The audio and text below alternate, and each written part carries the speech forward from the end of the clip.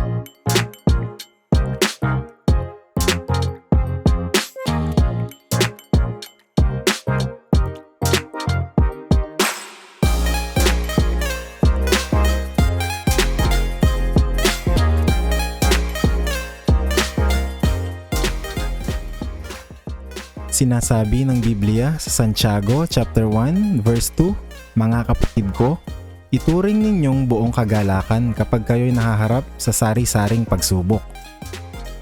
Ito ang sinabi ni Santiago sa mga nananampalataya kay Jesus. Kung inilalagay natin ang ating pagtiwala kay Hesukristo bilang ating tagapagligtas, at kung naniniwala tayo na ang kanyang salita, ang Biblia, ay nagtuturo sa atin na ang Diyos ay kumikilos sa ating buhay, makikita natin na ang mga pagsubok o paghihirap at mga hindi magandang karanasan ay kasama sa perpektong disenyo ng Diyos. Ito ay pinapahintulutan at kanyang paraan upang higit tayo na tumatag sa pananampalataya at magkaroon ng makadiyos na pag-uugali. Ang pagkakaroon ng problema ay pipigay ng daan upang gumawa ang Diyos ng solusyon. Mas alam ng Diyos ang makakabuti para sa atin, kaya tayo ay magpatuloy na magtiwala sa Kanya dahil sigurado na mayroong mas mabuting dahilan at mas magandang layunin siya.